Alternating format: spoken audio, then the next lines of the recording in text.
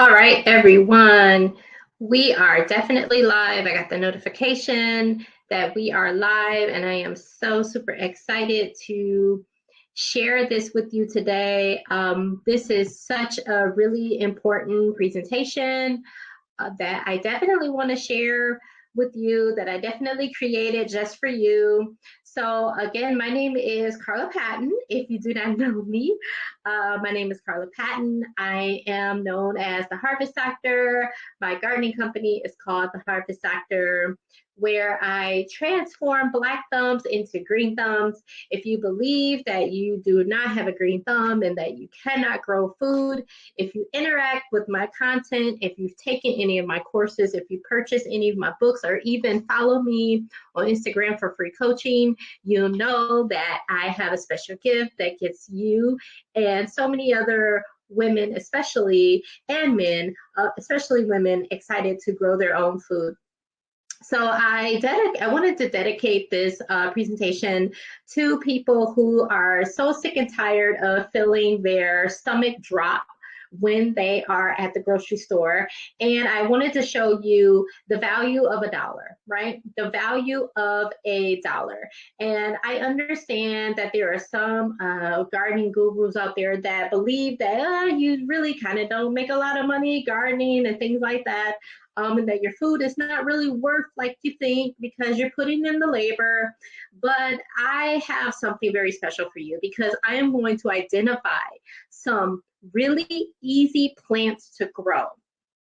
Really easy plants to grow, and you could grow garbage bags upon garbage bags upon garbage bags of food. I cracked the code some time ago. I would say for a few years, I cracked the code. I figured out how to grow loads of food on autopilot without you having to babysit a garden. So let's just go ahead and get into it. So I thought about you when I titled this presentation. Girl, I can grow all of that. How to feed a family of 4 and still live your life. Divas, this presentation is all about you. So let's just go ahead and get into it right now. You may hear my 5-year-old daughter in the background. So please, I apologize for that. So yeah, so even in the winter, you can definitely have a harvest. Look at this beautiful harvest, right? This can definitely, most certainly be you. Look at the colors. Isn't it just so pretty? Just imagine growing the rainbow. And wow, and you only need just a really small space. You don't even need a big space all like that. You know, don't let these Instagram gurus fool you out here. You could definitely garden in a small space. And hey, if your garden doesn't look like a traditional garden, we can definitely make it work for sure. All you have to do is go to Home Depot and add some jewelry. You'll do just fine. It'll look just as cute. Look at this beautiful herb garden just growing at the windowsill. So you do not need acres and acres of land to grow. And here are definitely some herbs that are growing on my kitchen counter.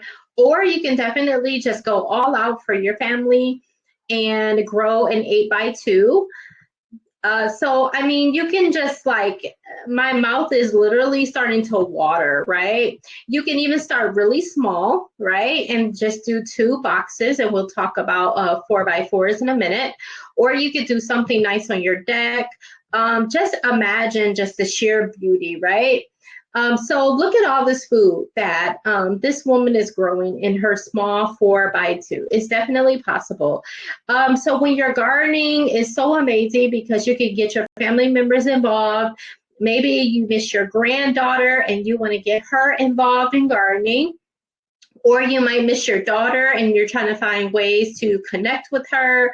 Or you have a granddaughter or a great-great-granddaughter that is in college and she's coming home and you really want to connect with her and have some bonding time. And I think the garden is definitely a perfect place to do that. Or maybe you want to garden because you miss mama, right? You miss mama, you miss big mama, and you know, especially with these trying times with inflation going on, you know that big mama would know exactly what to do. So this is me and my mom. We're definitely bonding over the garden. We're gardening together. And because of our love for plants, my mother is actually a master landscaper. I say that all the time. Like, I really get the love for growing food from my great grandmother, but my mother really was the one that taught me to work out your soul salvation in the dirt. And I saw my mom do that through landscaping. But I took up the part of actually growing food. And now she has joined me as my momager, and I'm so excited to have her on board. Maybe maybe you live in an apartment and you do not have like a huge homestead. I totally get it. You don't need a huge homestead. You could definitely grow a lot of food in grow bags for sure. Even if you have a lot of shade, you definitely want to plant flowers and your food together. When I first started gardening, I believed that everything had to be separate, right? I put tomatoes on one bed and I put the flowers on the other. No. That's not how I'm going to teach you. And if you do it that way, you're literally inviting the pests to come into your garden and to eat it all up. So when you are growing massive amounts of food, one of the things you need to do is combine flowers and food at the same time, right? And don't just stick to the typical marigolds, right? And I'll definitely give you a list of flowers and pollinators that I use. Even if you have knee pain, joint pain, if you're anything like me, you suffer from knee pain. I am pigeon-toed, so I totally get it. Or if you're just having a hard time walking, and if you use a wheelchair to get around, I definitely got you. Gardening is definitely for you. It depends on the height of the bed. And just look at all the beautiful rainbow colors. My mouth, like, I'm already like just so hungry right now. It's 5 o'clock. It's definitely time to eat, right? And you can definitely install trellises and arches definitely for those climbers, like your Kentucky Wonder Beans and your cucumbers as well, and even tomatoes. And you definitely have to cover, right? Cover. This is a picture of my kale that survived a hailstorm, actually. And as you can see, like, there's some parts that have gotten damaged, but if you have the right kind of soil, your kale and your collards and any of your leafy green vegetables are going to be so super strong, right? They're going to be so strong because you've already put the proper nutrients in your soil so that the cell wall of the plant can be strengthened and it will be strong against pest attacks, hailstorms, weather patterns, or extreme weather patterns, and so much more. You can even grow in a small box, right? So this picture on the right is actually my first garden consultation and installation. Oh my gosh, man, I surely definitely have came a long way, and you can definitely see that rainbow hair in the back there. But this was a 4x4, and then I also sold 2x3s as well. So if you just want to do something like small, a simple box like that, you could definitely do that. Or if you just kind of want to go all out and you want to do custom, this raised bed again is perfectly fine for people that are like me with knee pain. You can definitely sit and garden, and the measurements are just right where the reachability is great, and you'll definitely be comfortable. So this is the Harvest Doctor way. So the Harvest Doctor way believes in equalizing gardening and gardening for everyone.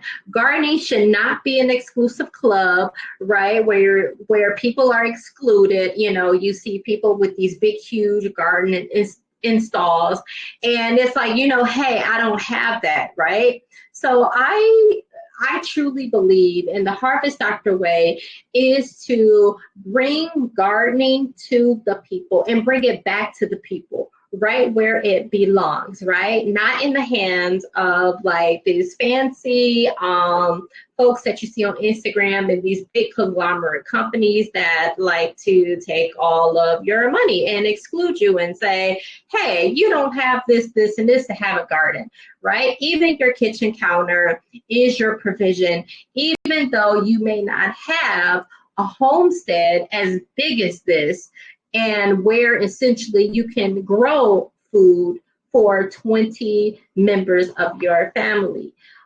So you can definitely grow anywhere. Again, one of my favorite plants to grow are Kentucky Wonders. I sow them by seed. I absolutely love it. These were planted by seed. And I use chicken wire and cow panels, and I train them to climb.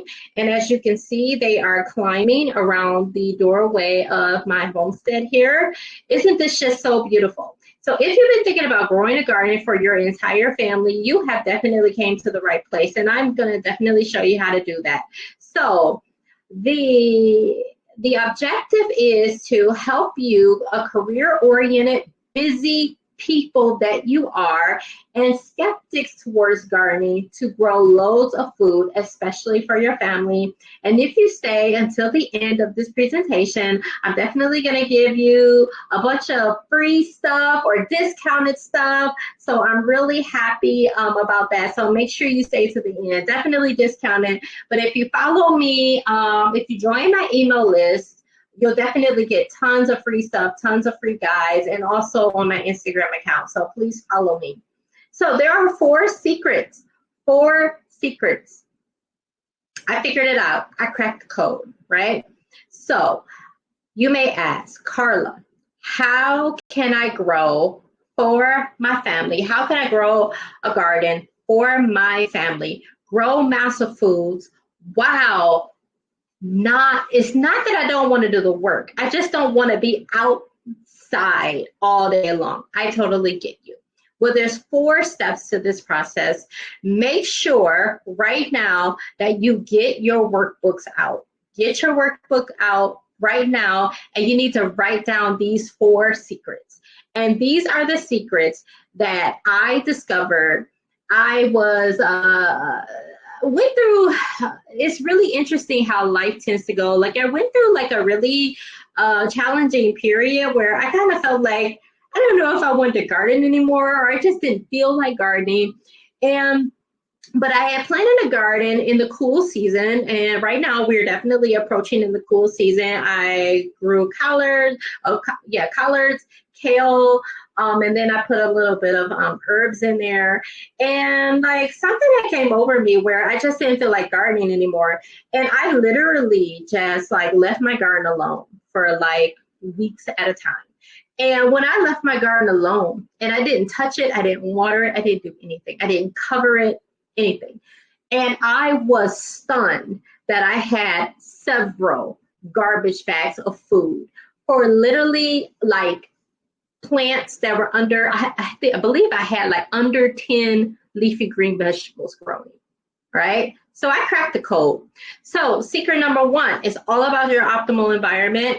It's all about the type of garden that you have. It's about the plants and the harvest and what you do with the harvest, and learning the value of the dollar, right? You are literally growing food. I believe Ron Finley says this most famous quote, right? Growing food is like printing your own money, right? So I'm definitely going to show you the value and the worth of the food that you grow. So you can definitely do this.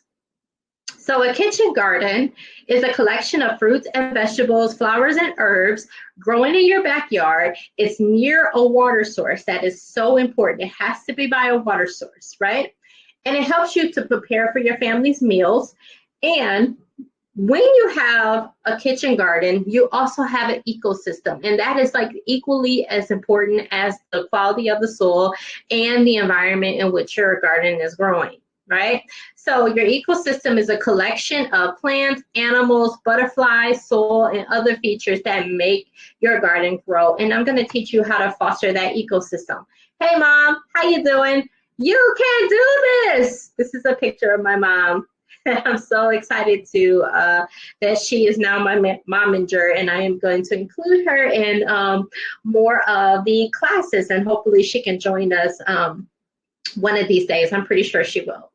So You can do this, even if you are scared of bugs, even if you feel like you don't have time to garden, even if you are like me and you have a small space, and even if you struggle with knee pain. So you probably learned to garden here, either on YouTube or at the nursery. And I'm going to tell you something. I didn't learn to garden from any of these sources. Like, you'll just be here, there, and everywhere, right? I learned to garden in my own garden when I started my first garden. So here's a picture of my first garden. I could just pick out a million things that I did wrong. Okay, so first off, all the kale and the collards, they're all packed together. That's just basically saying, hey, pests, come and eat me up right now. So, and the soil is really hard. And look at like all this open space that could have been cultivated, right? So many things that I did wrong. So I learned to garden based off of all the mistakes that I've made, really. And that's how it is. I took the L so that everybody else can grow. So I went from this as my first garden to this, a huge homestead. And I will tell you all about that process as we go through the workshop today. So again, remember, here are the 4 secrets, and make sure you write this down in your notebook. So number 1, it's all about your optimal environment. Number 2 is all about the type of garden. Number 3 is all about your plants and your harvest. And number 4 is all about the value of the dollar, right? Value of the US dollar. How to profit from your garden and how much your garden is worth. Okay, so number 1, we're going to talk about the optimal environment. So let's get into it. So the first thing you need to know is your first frost date and your last frost date. So to be honest with you, I do ignore these dates. I do ignore them. You know, I think I use these dates in relationship to trying to figure out when do I need a cover, when I don't need a cover, my plants, my garden, things like that. But for the most part, I'm not going to lie to you, I ignore these dates because you're literally missing out on quality times and quality temperatures that are so super good for your plants, like this mint plant here, which is incredibly hardy. Not only is this a plant, it is considered to be a herb. This is incredibly hardy. It can literally survive in the snow. Like, seriously. Okay, so when you're constantly focused on the first frost date, you constantly miss opportunities to enjoy gardening in the cool seasons, or what I essentially like to call the easy seasons. And we'll go over the easy seasons in a little bit. So the first thing you need to do in your workbook very quickly is go on your phone, and then I need you, well, if you're already on your phone, then you probably need to make a note to do this later, but if you can't do this now, figure out your first frost date and your last frost date. So this is what I mean by like you're missing out on quality time to garden. So for instance, like if you look at the certain frost dates across the United States, so let's just say the last frost date, I'm in the Buffalo area, so our last frost date is May 22, right? But in Arizona, the last frost date was February 15th. In Detroit, I used to live in Detroit, so Motown, all right, Detroit hustles harder, totally get it. I could go on and on and on about my love for Detroit. I can't wait to go back. Big Beaver Road definitely goes down. Oh, I used to love driving down Woodward. Oh, I used to love driving down the Lodge. Detroit. So first frost date, May 1st for Detroit. But in Miami, right, the last frost date, the last frost date. The last frost date for Miami is June 9th. So let's just go over this again.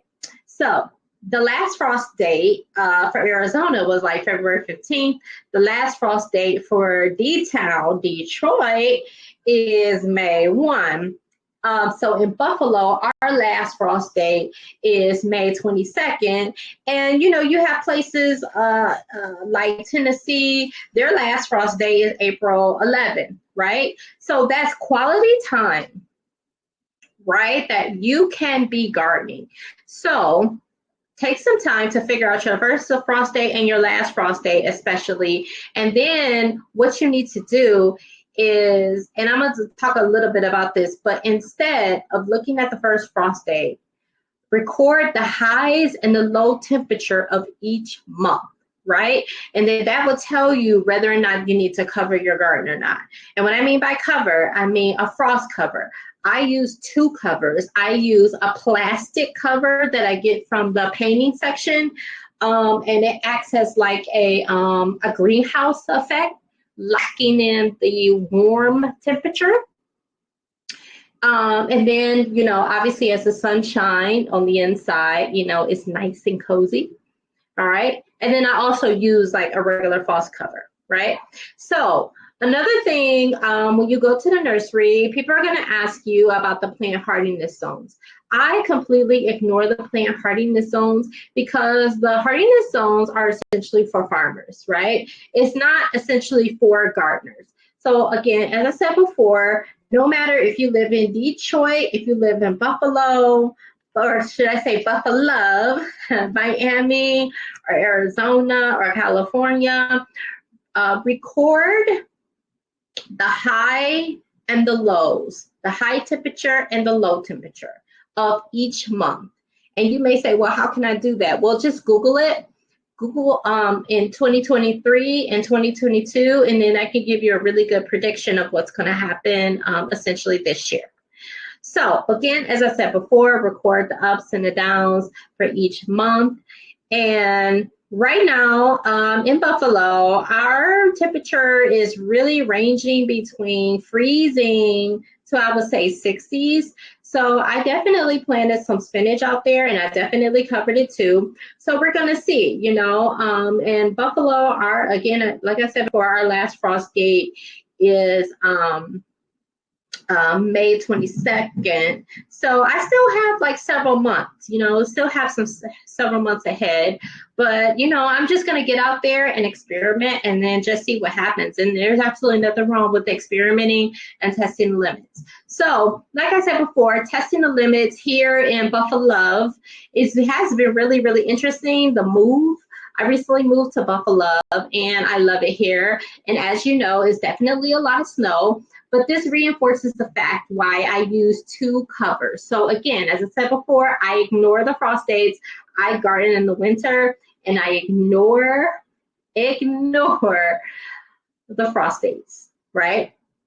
So this is how I'm able to garden while ignoring the frost dates. So as I said before, I use two covers, but I cover my plants a few days before the scheduled frost date, and I use small wire hoops for support so that the snow doesn't smash the kill. Excuse me. I use a large plastic cover to create a greenhouse effect, and the white frost cover just to solidify it and to just kind of like lock it in, right? All right, so this is why you should consider growing cool crops in a season where you don't think gardening should take place. And especially if you are in the southern states, like, why wait until summer? My goodness, like if I lived in Florida, oh, I have a garden year round. But nevertheless, here are some plants that require little work. I mean, it's like some maintenance, but a little work. You can grow tons of it. And these are cool, loving plants, right? And definitely mint, herbs like mint, definitely pass the frost test. So these can thrive in the cooler months, and it can also thrive in the summer, right? So the longer carrots remain in the cold soil, the more starches it produces, and actually carrots taste so much more better when it's grown in the cooler months. So also take, for instance, the collard family. Same thing with collard greens. As soon as the frost actually hit the collard greens, it tastes very, very, very sweet, right? And the sugar the glucose that is actually produced in the collard is actually serves as a defense mechanism against frost damage, right? So even more reason why you should garden in the cooler months. And another reason why you should garden in the cooler months is because, and again, I'm going over like the easy way to garden, is because your plants are not being baked by the sun, right? So I'm not saying that your plants are less healthier if they're growing in the summer and if they're baked by the sun, but I will say that it's something about the cooler weather that allows plants like this to retain a lot of its power-packed nutrients. Okay, last but not least, herbs. As I said before, mint definitely pass the test. And because they are perennials, they naturally have a resistance to the frost. And the more it smells, wow, these compounds, the smell actually serves as a defense against frost. Oh, I just love it. Love it, love it, love it. I could just be on here all day and just like smelling mint all day long. Sage. Okay. So this is a perfect example of sage thriving in the cool weather. And as you can see, the grass is turning brown all around the sage. And here you can see mint. I believe this is chocolate mint right here. And here is actually pineapple mint. So it's very hardy. Parsley also thrives really well in the snow. And in the corner here, this is lavender. So lavender is also thriving really well in the snow. So the next thing you need to think about, okay, and we're going to get to the good part in a second where I'm going to have you take out your calculators, but get your workbooks out, all right? And you need to write down the base and the rotate. So remember these two terms. So base foods are plants that you and your family eat all the time. These are foods that are going to be on heavy rotation.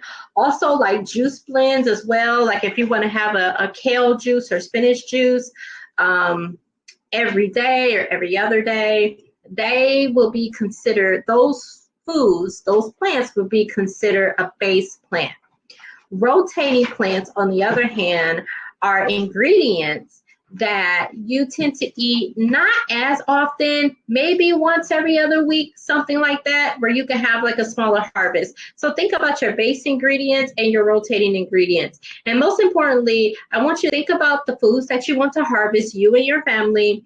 What are your favorite meals to prepare? And what are some ingredients that enhance the dishes, right? Or that make your dishes feel a little bit more gourmet-y. All right. So now we've gone to the optimal environment. So the optimal environment is really focusing on the easy plants, which is oftentimes the cool season. So now let's get into the type of garden. So let's just go ahead and get into this. So the first thing you need to do when you're establishing your easy garden, if you want to grow loads of food for your family, is the soil. The soil is essentially key. If your soil is very clay-like, plants are not going to grow, right? So I oftentimes use this soil blend. I use potting soil, compost, green sand, or regular sand, but green sand is the best. Earthworm casings. If I'm growing leafy greens like kale and collards, I'll definitely put some fish emulsions in there, or blood meal. I don't really use a lot of bone meal. Oftentimes with these additives, so you got to be careful because a lot of it has steroids in it and it's really stressing your plants out. So you definitely want to avoid it. But with the leafy greens, I'll definitely add a little bit of blood meal or fish emulsions in there. And if the soil is dry and hard, definitely add some perlite to it as well. But if you do all these things, right, the potting soil, the compost, the sand, and the worm casings, you're not going to need the perlite, okay? So Also, this is like a really popular method that like a lot of people tend to do. The no dig method, also called the Eden gardening method, is definitely a very easy way to garden and to also, I would even say, save money for soil. And on my Instagram account, I talk a lot about this. So Eden gardening is basically a biblical regenerative gardening practice that uses mulch and compost to plant a garden. So this is what you'll do. You'll put down your raised bed, and then you will put paper and cardboard and things like that. Don't use cardboard that has like ink on it and things like that. Then you'll use organic compost, or like some kind of, on top of that, you use the organic compost. And if you want to add like a mushroom soil, that's great too. And then on top of that, you'll plant inside of the compost or mushroom soil, right?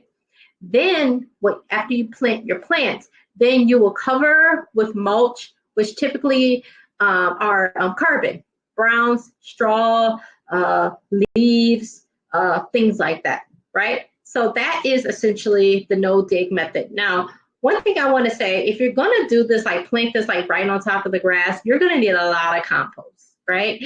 Because if you just, plant, you're going to need at least, I would say, a little more than a foot, right? I would say a little bit more than a foot.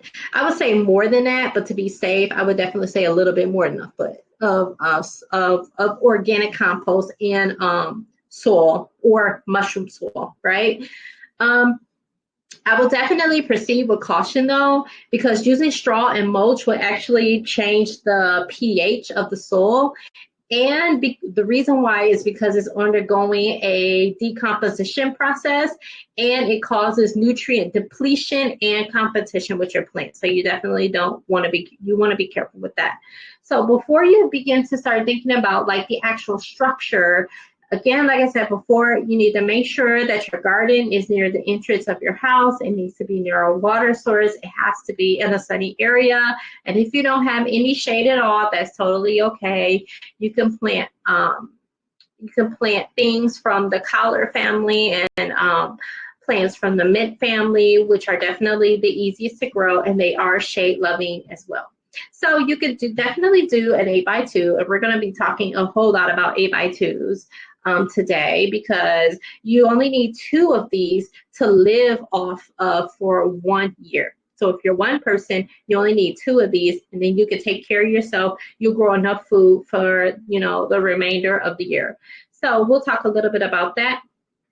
So as you can probably see, I don't know if you can see, but there is a green tint to the wood, and that means this wood is treated, right? It's treated with chemicals. A lot of my clients, they do not like wood that is treated because they believe that it's going to somehow impact the soil. I definitely use a lining, but a lot of the clients, they tend to go to the untreated or the heat treated wood like you see here. So you'll know that it's heat treated when you see HT stamped on the lumber. So this is also a really popular raised bed build that is an 8x2 that clients really, really like. Your food will definitely be protected, and it does not heat up or anything like that. So you don't have to worry about your plants like heating up and dying. So I also build raised beds for people who are in wheelchairs or people who have trouble bending and standing. This right here is actually like I believe it's a 3x5. It's either like a 2 or 3x5. So it looks like a 2x5. So you can definitely do something like this and grow a lot of food in that. You could probably grow maybe like 6 months worth of food. Let's see, and as you can see, it is sitting on a patio, and this is for a 90-year-old woman that lives in a condo. Okay, so as I said before, definitely ADA compliant raised garden beds are really awesome. It it definitely speaks to the whole inclusivity and accessibility for gardeners that are having trouble bending and standing, but they definitely miss gardening. And you could definitely, again, like I said before, grow about maybe 6 months worth of food, especially in the 2x4. So this is definitely helpful if you want to offset some of the costs of going to the grocery store. So you can definitely plant in ground, although I don't know if I would recommend that because you really don't know like the history of your soil. You'll probably have to do a soil test. I would definitely recommend that. So you'll definitely want to you would test it by digging a hole in the ground, and it has to be at least 2 feet deep. And then you'll take the soil sample, you'll send it to a company, and then a week or two later, they will do a soil test and email you the results. And then you have to amend the soil based off of their recommendations. Until you don't know if there's lead in there, or they check to see if there's lead. The only thing that they won't check for is nitrogen, because nitrogen is essentially everywhere.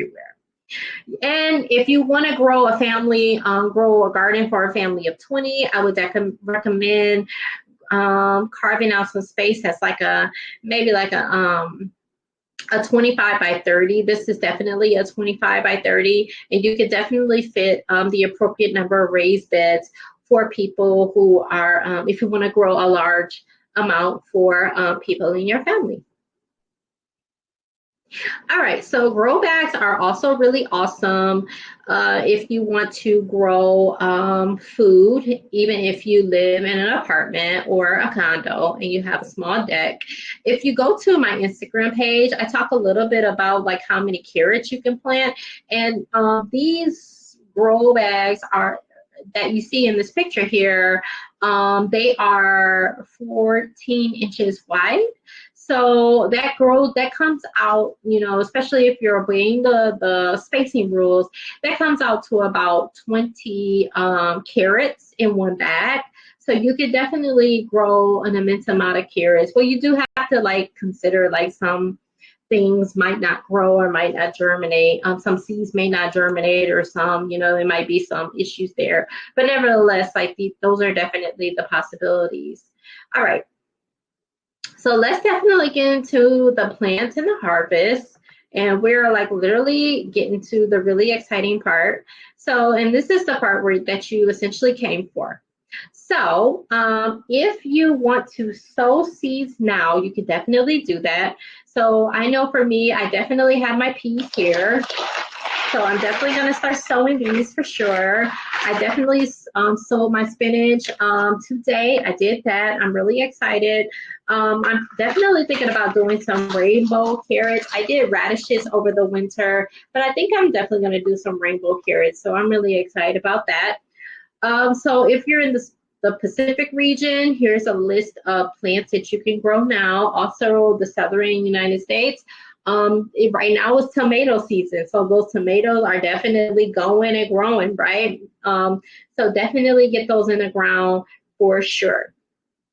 All right, so another really important thing is to know the carrot families and to know the spinach family, all of the plant families.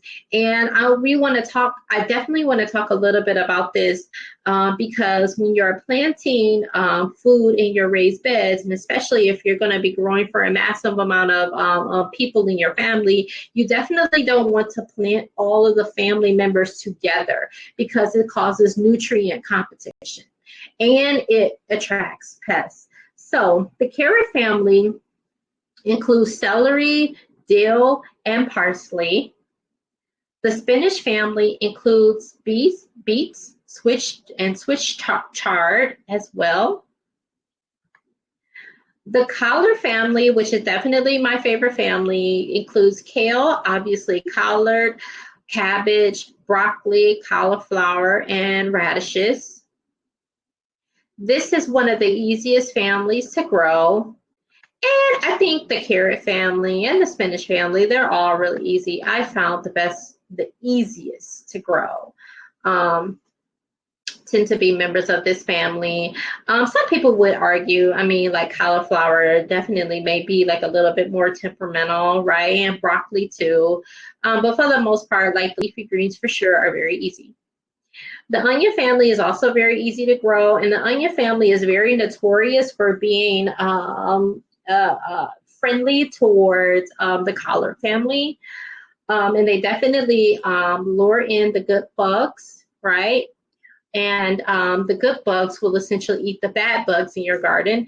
And they're really good for camouflaging the good stuff, right? Like your kales and your collards. And they can camouflage it from the deer so that the deer won't eat your food.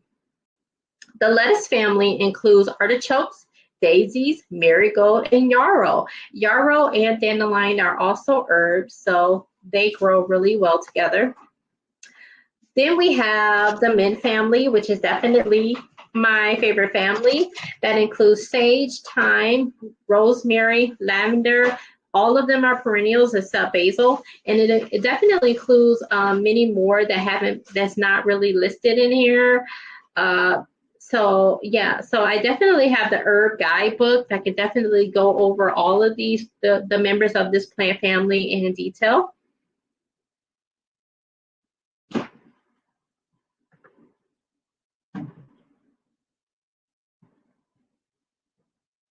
All right, so then we have the pepper family, and the pepper family is also really easy to grow.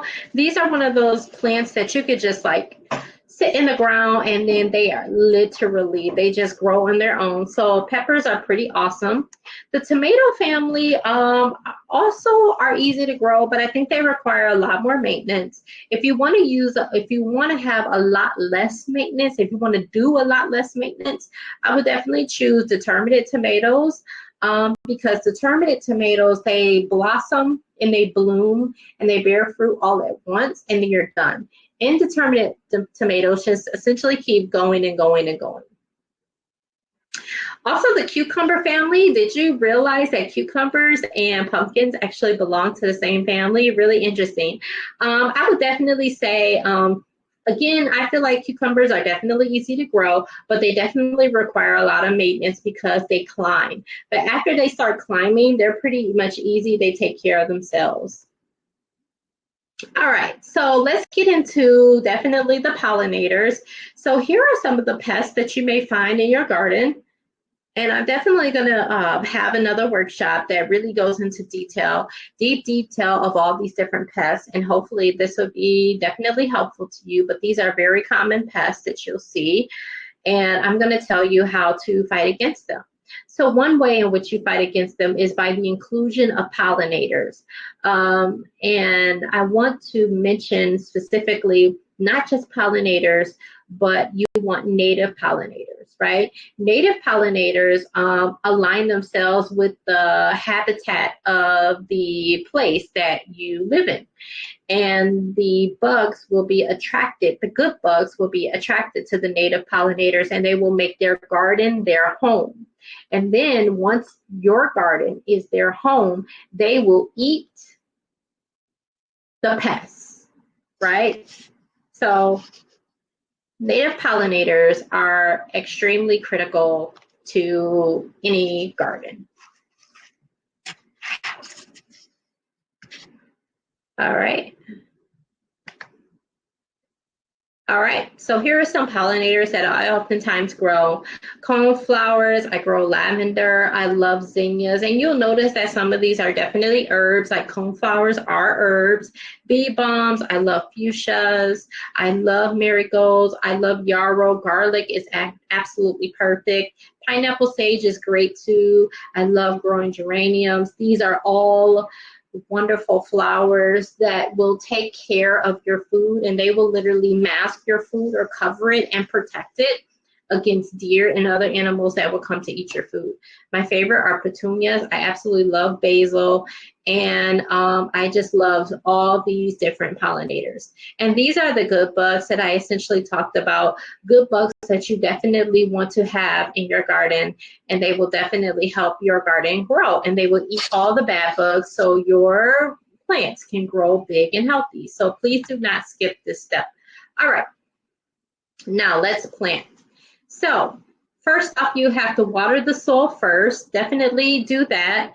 And I've kind of like gone over this in other workshops, so I just kind of want to do like a brief like overview.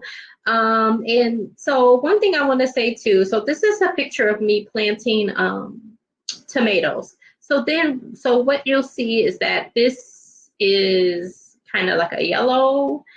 So this will essentially go away, right? So when you buy some of these plants, sometimes you'll see like yellowing of the leaves. That means it's time for it to come out of its cell and it needs to stretch out, right? And it needs to grow. So just cut that off, cut the yellow leaves off, and watch your plant grow, and it'll be just like new. All right, so let's plant. This is actually worm casings. Loosen up your the soil, because the soil should not look like a box, like you just got it out of the cell, and then plant. And then, as I said before, make sure you cut off the yellow leaves. So try not to have any spaces in your plants, or have like bare soil. The picture isn't coming up. I'm sorry about that. All right, so let's plant your garden to feed your family. So make sure you take your calculator out. So I'll give you 1 second to get your calculator out. I'm getting mine out. All right, so to find the total area of a raised bed that is 2 feet by 8 feet, you can still use the formula for the area of a rectangle. So this is pretty much the formula that we're going to use. We're going to do the width times the length. So if we have an 8 feet by 2 feet raised garden bed, we're going to do 8 by 2, which is 16 square feet. All right, so these are the measurements that we are definitely using. So I'm looking down at my calculator just to make sure to help you with the calculations. So these are the plants that are possible in a 2 by 4. So we're gonna so obviously you'll do 2 times 4. So obviously that is 8 square feet there. So maybe if you can take a second and then just take a picture of this. You have my permission to take a picture of this.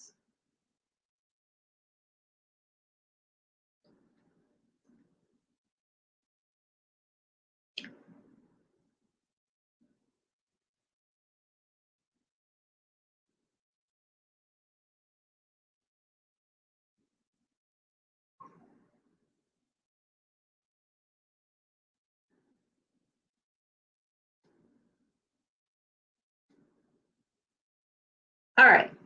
So as you can see, this is the amount of food that you can definitely grow in an 8-foot space. Okay.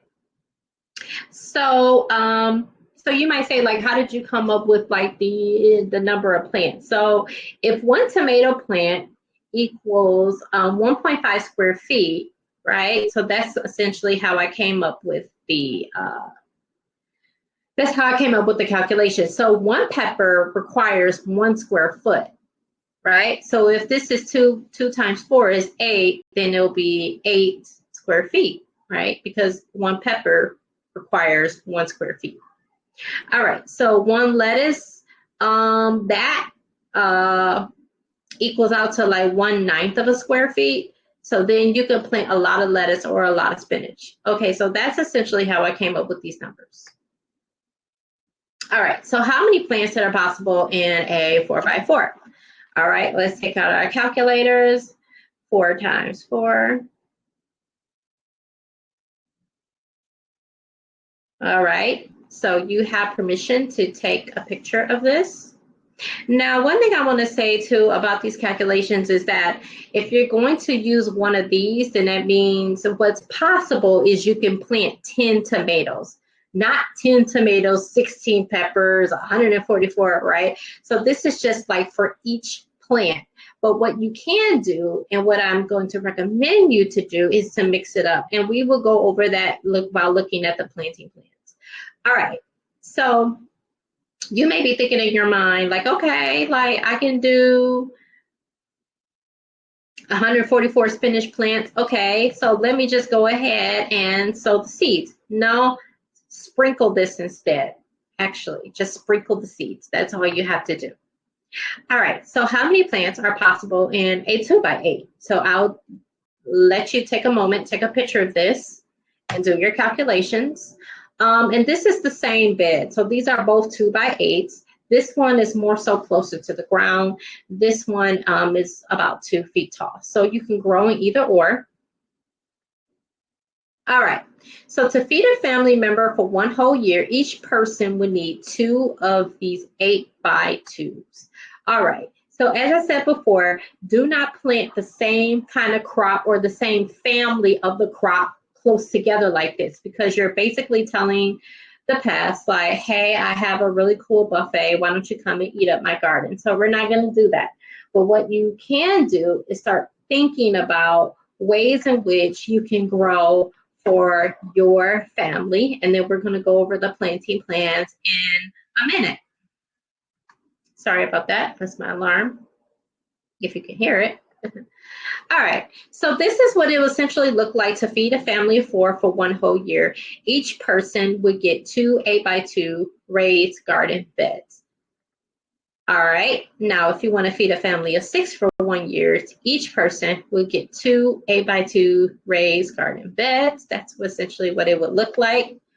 Now let's just say you want to add a couple other raised beds, different kinds of raised bed builds. That's perfectly fine. These are 2x4s, so you would need 4 2x4s for 1 person.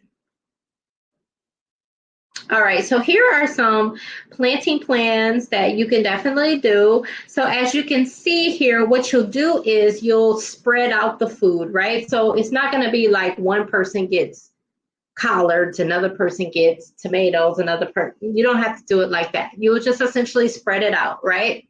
So this is a perfect way to plan out your garden, and to protect it from the pests. So as you can see, I've included petunias, chives, oregano, right, and basil. These are all the things that are going to mask your food, right, or cover your food to protect it from deer and pests from eating up your food. Here's another planting plan that can essentially protect your food and keep it away from deer, because all they're going to do is smell the chives, right, and they're going to see the marigolds, right, and the chives are masking the collards, right? So they're going to be, so with that being said, as it grows, you know, it's going to be really hard for the animals to like kind of decipher where your food is, because all they're going to see are the daisies. So make sense? All right. So let's, you know,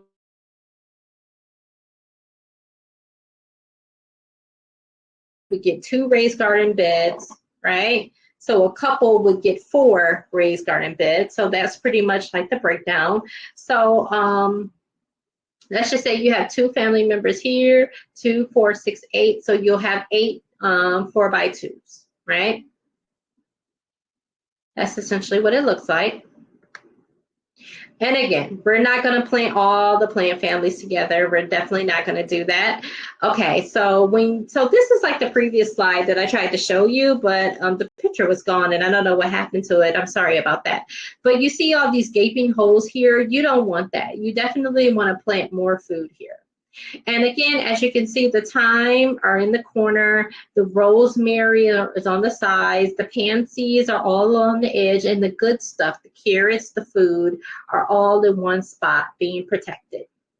All right, then here we have like another example of the food being protected by sunflowers, by petunias, by basil, and I don't know, I just have this love for growing cotton. I don't know what it is.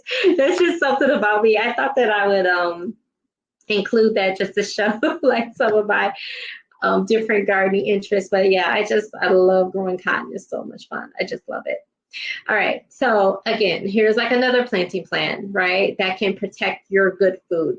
So the deer, all they're going to see is the pansies, okay, and you know, and the onions, right? So as your food begins to grow, right, these will definitely be masking. And I'm not saying that this works all the time, but it can definitely keep the pests and keep the food or keep the animals at bay. All right, so the plants that I outlined will cause you no worry and stress, and you can harvest them at any time. So do not harvest no more than 25% of the plant at the time, and then only eat what you're going to consume for that day, and then the rest you'll definitely preserve it. So that's pretty much how it works. All right, so there you have it. You have all my secrets. You have the optimal environment, you have the type of garden, you have the plants and the harvest, and you have the opportunity to profit from your garden too. So let's get to the fun part, the value of $1. So this is how much your garden is literally worth. Okay, so let me show you how I definitely come up with these numbers. So what I do is I go to 2 different stores in my local community, right? 2 different stores. So I'll go to, and they're locally owned. I don't really go to like a big store like Wegmans or Kroger or something like that. 2 different local stores. And then what I'll do is I'll go to the USDA website, and then I will look at the weight or the pricing of each plant, right? And then I will price my food around that, okay? So then what you're going to do, you're going to go home and you're going to create this same table. So you can definitely screenshot this. I'll give you a hot second to do this. So you'll label the plant and then the number of the plant that you bought, how many stems per month. So from where I am in the stores that I go to, they sell it by the stem. They sell it by 2 stems, and how much each of the pack costs and your total earnings. So that is how you know that you can make money from your garden. Definitely showing you the value of $1. Growing your food is literally like printing your own money. All right, so here's the website that I essentially go to, AMS, www.ams.usda.gov/market-new/fruit/vegetables. All right, so then I go down to specialty crops, and then I pick the crop that I want, and then I'll go to the sales page or the retail page. It's just say retail. So click on retail, and then you'll definitely get the prices of your crops.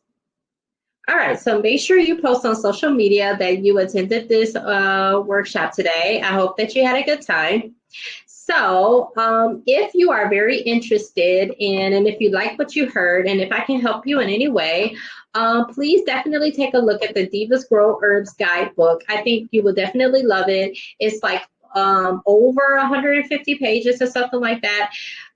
It's typically $27, but today you'll get it for, I believe it's, yes, you get it for $18. Also, because you attended to today's workshop, you're definitely going to get a discount.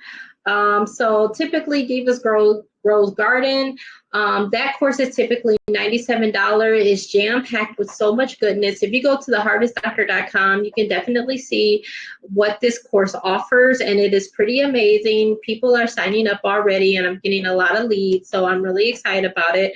Whether you work with me or not, I am definitely excited to see your garden grow. If you really love what you if you really liked what you heard today, I could definitely teach you how to do what I do. I could definitely teach you how to become a gardening coach and to transform your community. It's basically, this course is definitely a brain dump, right? Everything that I learned, I'm going to take you behind the scenes to my gardening business and show you how it works, show you how I do it, how I leverage artificial intelligence. And that also includes like attracting paying clientele and things like that, how to teach gardening workshops that keep people coming back again and again and again. So tonight you'll get that for $697. It's usually a $1,000 course. So definitely some good deals for you. Also, if you go on my Instagram, The Harvest Doctor, and if you join my email list, there's definitely so many freebies that you can definitely get. So Here are the deals that you would get as a result of attending this webinar. Thank you so much. And I really, really, really appreciate you. Thank you for staying for the entire session.